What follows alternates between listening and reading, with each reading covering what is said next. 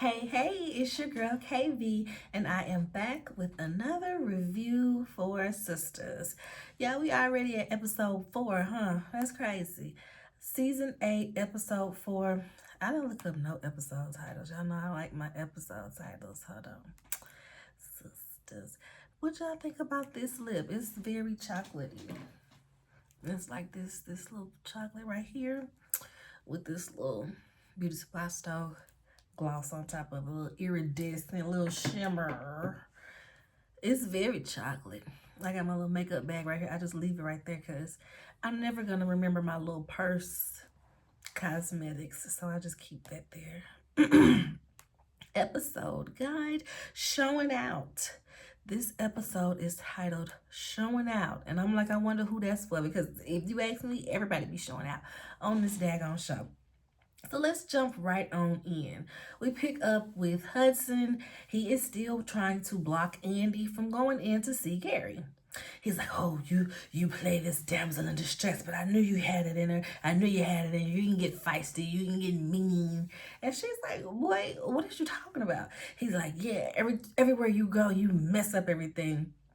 Everywhere you go, you mess it up, and you're trying to get away from Gary, and now you're here. You the one that did this to him. He's like, yeah, I've been watching you. She's like, oh, okay, thanks. I'll make sure I get a restraining order immediately, dear, immediately. He's like, you don't care. You don't care about Gary. You just want to laugh in his dying face. I said, who says that? You just want to laugh in his dying face. And he tells her that it should be you up in this hospital bed fighting for your life. He grabs her by both arms multiple times throughout this conversation. The first go round, a security guard hears the commotion. I don't know if he necessarily sees it because he didn't comment on him putting his hands on her. He just like, hey, stop being all loud in these people's hospital. He's like, who are you? She's like, I'm here to see Gary Borders. He's like, oh, okay, that's the room I'm supposed to be guarding. He was like, yeah, so where you been?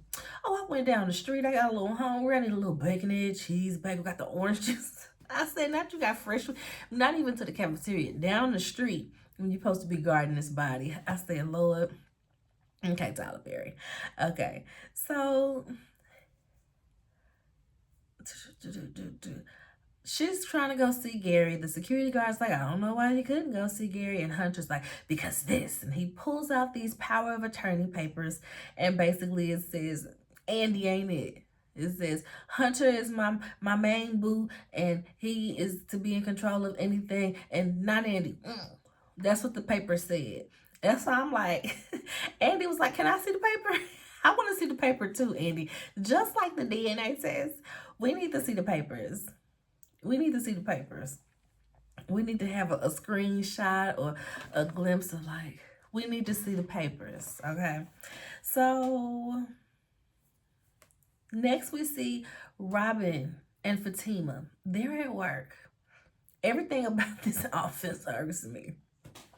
But I guess that's why Robin be irked too. So Robin is all in Fatima face like, was that a personal call? Was that a work call? Huh? Was it a work call? Were you on the phone with Andy? Were you on the phone with Andy? And she's like, hey, that ain't got nothing to do with what we about to do. So what you need me to do, I'm about to go do my office and yada, yada, yada.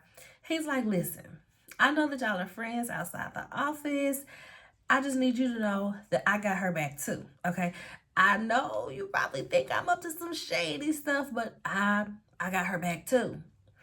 And I got my ring on. I just came from working out, y'all. I went to a bar and cardio class. It was intense. So he's like, I overloaded Hayden with work so that he doesn't get into the partner's ears. And I got you helping him to make sure he don't pull no sneak-ish. And she just like, well, can I speak off the record as if you're not my boss, like we not at work, like we kicking, over some mimosas? And he like, go for it. She like, listen, I know that y'all dated. And I know that y'all don't date no more. So I don't know that I should trust you. He's just like, well, as you said, we dated, so of course I care for her.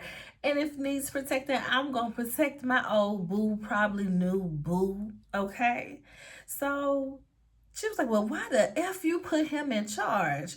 He don't like you. He don't like Andy. He don't like me. Why the F would you put him in so much status? And then she catches herself like, ooh, that was inappropriate. That was unprofessional. That was disrespectful. I apologize. Because I'm like, girl, you got too comfortable too quick, okay? Too comfortable. And mind you, they are standing out at the front desk, making the front desk girls step away so that they can have this conversation. Don't Fatima got an office? Andy has walked into Fatima's office. Why is this conversation not happening in Fatima's office? Okay. One, there's also conference room, and this is a conversation that probably does not need to be had in the lobby in the front room. And the front desk girl should probably stay at the front desk in case somebody walks in. All types of ridiculousness going on in this freaking office. And Robin being a part of it when you just tried to snap down on Fatima for the same thing, essentially, unprofessionalism. Okay, boom, pack it up. Pack it up.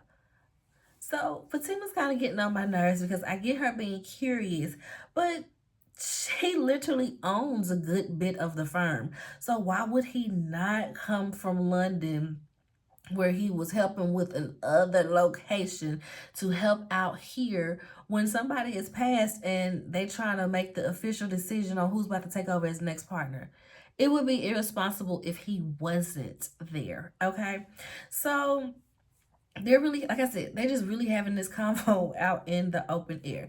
He's just trying to continue to assure Fatima that they're on the same team. They both have Andy's best interests at heart. And he's like, remember, same team, as he's walking off. While we're still in this little unprofessional office, let's hop over to Hayden and Fatima. They're in the conference room and he's gloating about being her boss. Zach walks right into the conference room and him and Hayden start going back and forth. He threatening to beat him up again. I can beat you up and down these stairs like last time. Fatima talking about some, calm down. He just bringing me a little snack. He just bringing me an afternoon snack. I said, see, this is what Robin is talking about when it comes to the unprofessionalism. Because in what world would your boyfriend, who assaulted one of the associates at the firm, would just walk in, walk past front desk, walk straight into the conference room while you should be working with your boss and be like, what's up, babe? I got you a sandwich. Baby, this ain't Walmart. What's wrong with you? That's my thing. That's why I'm like, I'm glad Robin is here to whip it back into shape because it's just so unprofessional. So Hayden is just like, I'm gonna call security, get your little thug, get your little hoodlum out of here. You got 5 minutes. Zach running across, reaching across like he finna beat him up. He about to trip over the chairs and stuff. Just doing the absolute most as if we not at Fatima's job, okay? And she just letting it go. Ooh, he get on my nerve. Ooh, y'all unprofessional. If he had some food for you, the front desk lady should have been like, Fatima, you have a visitor. You could have went out there, either taken him to your office or grabbed the food and kissed him away right there. But the fact that he just strutting through there coming to the conference room, I said, I can't take it. I wish Robin was there to be like, Fatima, was that your boyfriend just strolling up in the conference room like that? Yeah, no. So Zach sits down to have a whole conversation about Robin being back. Fatima says, yes, I think his timing is suspicious. And she suspects that Robin did the and got Gary up in the hospital, you know. She gives a backstory about how they had some beef when Robin was dating Andy. He was just really being a nuisance to their life and their relationship. I'm guessing he already knew about Hayden and Gary trying to steal the company from him, because I can't remember if she mentioned that or not. But she's like, hey, there's plenty of reason for him to be a likely suspect. We got to add him to the murder board when we get home, to the attempted murder board when we get home, okay? So He says, that's crazy to kill your ex's ex, and not even the most recent man at that. I mean, she had an ex in between them. Dang, Andy be running through them. She says, oh, you want to talk, Mr. Multiple Baby Mamas? I said, where on Sisters have we revealed that Zach and Fatima is pregnant? I watched Zatima last season, so I know from there that they closed out last season of Zatima with her being pregnant. I have not watched this season that's airing now. It just be getting kind of corny for me, so it be taking a while for me to get there.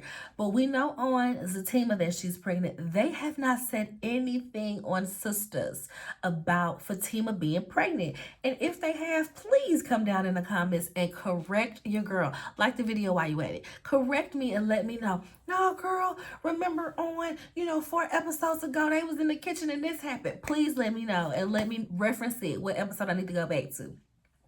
But I do not recall them saying that she's pregnant on this season of Sisters. Like, we don't know that she's pregnant. But she says the multiple baby mama comment, and he's eating the sandwich, right? The sandwich that he brought for Hush. He's like, how you eating my food, dude? And he like, oh man, you want it? He was like, stop trying to solve this murder, made me hungry. And the sandwich is making her nauseous. She's like, and he's like, oh, I'm sorry. And he wraps up the sandwich and puts it away. And I'm like, so y'all really just kind of threw it in there last minute. Oh yeah, she pregnant. Do something about put a comment about her being pregnant when they ain't saying nothing about it on this timeline. And that's what had me confused about the timeline of Zatima and Sisters. Like, the timeline should be that when it's airing, that's the course of it, right? So, but when it's airing concurrently like that, when you got new Zatima coming out while Sisters is on, we can't tell what came first. If it's the same day, do they got the same clothes on? What's happening? What's happening? I thought my baby be saying something. Mommy, what's happening? I'm like, I don't know what's happening, baby. We need to figure it out. So the parent need to figure it out in this instance. So next we're going to talk about Tony and Danny, y'all. Hold on, how far is this in here? I don't want it to get too far. Okay, that should be a good marker, actually. Tony and Danny, they're at work, and he tells her that he has a surprise for her and hands her a leadership program brochure. She's annoyed. Well, first of all, let me start with this. I didn't put it in my notes, but it stood out when I rewatched it. Danny is at the desk at work, like, at the counter at work, like, okay, Lord, just let me get through this day. No murders, no murder mysteries, no mess, no foolery. Amen. And Tony come out, she's like, dang, I forgot to say no niggas. That made me laugh. So he hands her the leadership program brochure. She's like, what's this? You already in leadership? Yeah, babe, that's for you. I signed you up. The deadline was yesterday, and I pulled some strings and signed you up. She's like, when you say you have a surprise, most women like things, in small little dainty boxes, And even if it's not jewelry, maybe a sweet treat, a cupcake, some chocolate-covered strawberries. I said, please school him. Please, because this is not a surprise you just pop up with somebody with. Like, okay, did I ask for this? Okay, so he is taken aback because he just doesn't understand why she wouldn't strive for more. He mentions that Andy's about to be partner at her firm. Sabrina just got a promotion. Karen just opened up that new shop. We need to close up the sister circle with your blessings and, your promotions and stuff. But Danny is very much complacent in what she is doing, and she does not like this job enough to advance here. Okay, she gets offended because he's like, oh, I just thought that you would want to better your life. But excuse me? I get what he's saying, but you best to find another way to say it. You need to find another way to say it. She's just like, listen, do you know me? Every episode, Danny ends up asking him Do you know me? Do you know who you're dating? Like, of course I have a vape pen. Do you know me? And so, of course, another episode. Do you know me? She's like, who do you think I am? Whoever you think that girl is, whether it's your ex-wife, whether it's some girl on Instagram, go be with her because I'm not her. Okay, I am not her. Like I said, I see both sides. It's not bad that Tony would like to see Danny advance and is trying to encourage her, but his approach is completely wrong. You don't just assume that somebody is going to want to do this, because she was like, okay, well, tell me about the program. He was like, oh, it's all these workshops and seminars and this, and you got to do this on the weekends. And she's like, oh, okay, sounds like a lot, so it's paid time. He's like, no. So I gotta volunteer the free time that I do have to try to get into a leadership program that I don't even want to be in. She's very much annoyed. But like I said, I can see where he's coming from, because you don't want to be the busted friend. You don't want to be the friend that ain't got nothing going on when everybody else, speaking of their stuff going on. Not to say that has to be this in the work life. Maybe Danny want to write a book. Maybe Danny want to have her own weed line or something. Let her figure that out. She just has to figure out what it is that she wants to do, to pursue. That's not for him to force upon her. That could have been a conversation like, babe, you ever thought about, getting into the manager program down at Higher Airlines? And she would be like, not really. I don't even really like the job like that. I just kind of been there because it serves its purpose. Oh, for real? So what is it that you really want to do? What's your 5-year plan to, do something? It could have easily just kind of led into that. Instead of, yeah, girl, I signed you up for this program so you can get up off your ass and stop being a slouching and sign up for ICDC college, okay? Sir, you're doing too much. So he's like, okay, well, let's just go to my office and talk about this because I don't want it to get too loud. She's like, no, I'm tired of you telling me what to do and when to do it. We're going to have this conversation right now. I don't care who's looking. And the people surely is looking, baby. They looking because Danny can get a little loud. She wasn't ignorant levels loud, but she was like, where this is a conversation happening. Especially how timid and nervous and embarrassed he looking. It makes more people want to look on and spectate. She tells him, if you want to guide somebody, you can hop on a plane and go to Italy. I said, that wasn't an Italian accent at all. You can hop on a plane and go to Italy and get your kids. Because I'm not them, okay? Don't try to guide me. Don't try to run my life, okay? So next we see Sabrina and Maurice. The scene starts off silly, but it gets really touching. So with them, they're at the bank. They're talking about, what happened to Gary, and he's trying to figure out information on what happened. She was like, no, we was at the banquet hall about to get the wedding started. He said, not that they cut the tux. Did they get cut in the tux? Just being all silly and stuff.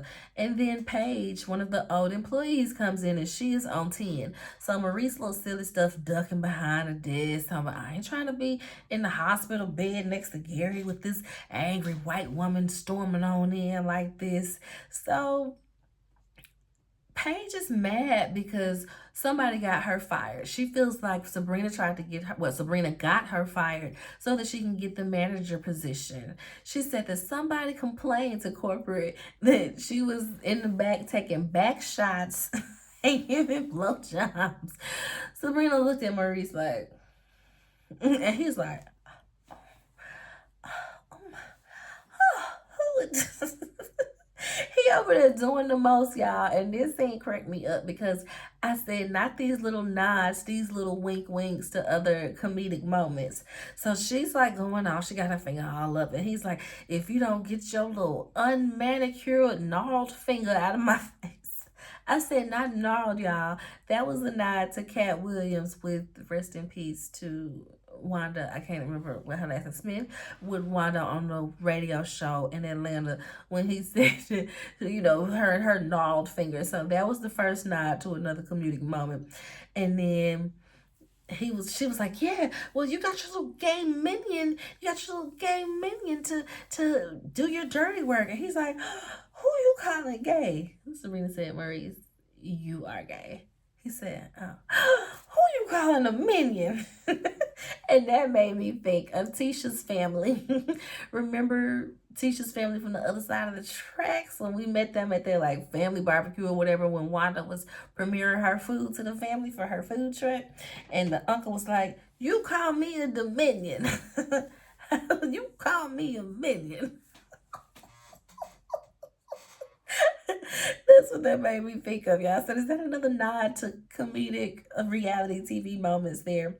So Paige is claiming that she has been reinstated to the job because there was no proof of these allegations.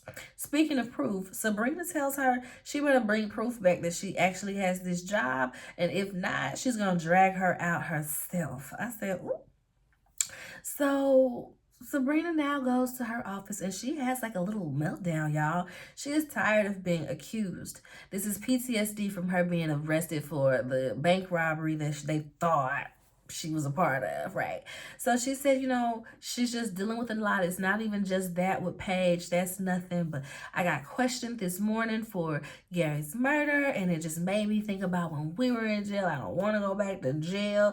And just even with the girls, she feels like she's giving more in her relationships with her friends. Like she's being more vulnerable. She's being more present than they are to her. So she's starting to feel away. She says she's tired of having to shrink herself. She said, when is it her turn to bask in her good karma? Okay, she has been following the rules all her life. And for what? She does not feel fulfilled. She is not satisfied with her status in life. And I was like, dang, baby. But you can see that she shrinks herself a lot because Karen can be loud. Karen can be very overbearing. Like Hunter Hampton Hudson said about Andy, she's always damsel in distress, and Danny is always commenting on the two. So she doesn't really have a place in there when she has friends with such big personalities and big problems. So she has been shrinking herself, and I've said that, like since the beginning. It's like Sabrina, they'll just walk and run right over her. She'll be talking and they'll be like, well, no, let's go to such and such. She'll be like, oh, okay, yeah, that's fine. Like she definitely is that character, that trope. So we're seeing that she's not okay with that. That's not going to be her, okay? It's not. She got to put her first, Lucius, okay? She is tired. If she tired. I said, okay. And Maurice said, Sabrina, are you dying today? She said, what? Why would you ask me that? You're not. So you have time to put yourself first. He said, you stood there proudly in a sunflower outfit telling a white bitch that you gonna drag her. Now that is main character energy. I said, not you gonna roast her within the compliment. Talking about the sunflower outfit. Because he was like, you never follow fashion rules. He stayed talking about her little outfits, but they do be different. So I like that he was there for her in this way, and he didn't just laugh it off or joke it off. He was really the sounding voice that she needed in that moment, and he didn't make it about him. Well, he did kind of playfully, like, okay, I charged this, and he's like, what is that? A hand hug. It's easier to hug hands, I was just like, Lord. Okay. Next, we're going to see Karen and Pam. This real quick. They at the salon. Pam is basically like, oh, girl, you finished with that business plan? And Karen is like, no, girl, I just got it. This stuff ain't, you can't just do this stuff in 5 minutes, Pam. Golly, Pam, why you can't get this stuff done, Pam? And Pam is like, girl, don't they got an app for that? Ain't this type of AI or something to do all of that? And then this lady comes in yelling, screaming, cursing, y'all. She's saying that Rooster Riches took out her edges, okay? And her baby hairs was her best feature, okay? Like Chili from TLC. I said, not Chili from TLC. So she's like, y'all gave me aloe vera. They were like, well, do you mean alopecia? She's like, yeah, whatever. And she's going live, and she's like, I'm up here at the such and such salon with the owners of Rooster Riches, and look, they took out my edges, y'all. They took out my edges. And she tells them that she wants $400,000 from them. I said I knew something like this was going to happen because at no point did anybody investing or a part of this send this off to a chemist to kind of see if these products can go together, if they can, making sure that they don't react with other common things, you know what I mean? So yeah, that's why you be needing real chemists involved and not you just mixing something up in the house and pouring it into some jars. I figured this would happen. And I was surprised. Well, I guess Miss Marie Willis ain't gave no money yet. But I guess she would have been the one to catch it before anything else. But Aaron gave money without really getting a business plan or how you making this, how you gonna large scale produce this, nothing. And Karen is, I guess Karen was kind of forced into being a partner in this, but she still could have asked some more questions as well too. So lastly, y'all, we see Andy is still at the hospital trying to see Gary, and Hudson is now he been doing the most, right? So he was fighting tooth and nail for as long as Gary been in that hospital. Even before Andy got there, he was like, "Don't let in Andrea Barnes, his fiance. Don't let her in. Don't let her in." And it's just like, okay. So he pulls out the power attorney forms, everything. Andy's getting ready to walk off, and he grabs her and was like, "Wait. You know what? I have a sudden change of heart. I am gonna let you see him." I said, "Oh, so you the killer." Immediately, I was like, it's giving you the killer. Because why would you send her in there right here at this time and you just now had a change of heart? When, it's probably about 5 minutes in Tyler Perry land since that person came and put that syringe up in there. So I feel like it'll be time for Gary to be about croaking out. So to send her in there at that moment, trying to like frame her, whatever, ridiculous. But Andy gets in there and she's in there reminiscing about the good and the bad times with Gary. She's just like, "Yeah, I can't believe that you made me do this, and remember this, and we've had such hard times. You made me not love you, Gary. I wanted to be there for you. Wife, kids, charges, scamming, be damned, Gary. I wanted the Rolls Royce and the penthouse apartment, Gary. I was going to hold you down, but you couldn't stay faithful. You couldn't stay faithful, Gary." So she's having these conversations with Gary. And as she's like touching on him and everything, and it was so crazy to me because I guess the mic must have been right here on his head because you can hear it's like as she rubbing across his face. It was extremely distracting from what's supposed to be a touching scene. So then his eyes open and she's like, Gary, you awake?" And he starts seizing. Blah, blah, blah. And it's not even foam at the mouth. It's just like a liquid just starts spewing out. I was like, oh, what is happening here? Yep. I guess Gary finna crook it, y'all. So there was this episode of Sistas. I really didn't think I was gonna be this long. I just knew this was gonna be like 17, 18 minutes long. Nope, 27. 27. I guess most of the storylines had something a little going on. But yeah, y'all, I'm glad Robin is here to whip these people into shape, because why would your boyfriend be coming up here like that? Just crazy. It's crazy, y'all.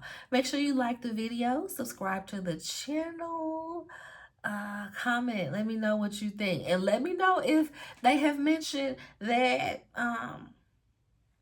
Fatima is pregnant on Sistas. Let me know if I missed it, because I only remember it from Zatima. So let me know if I'm wrong, y'all. Hope y'all enjoyed the review. I will see y'all on the next one.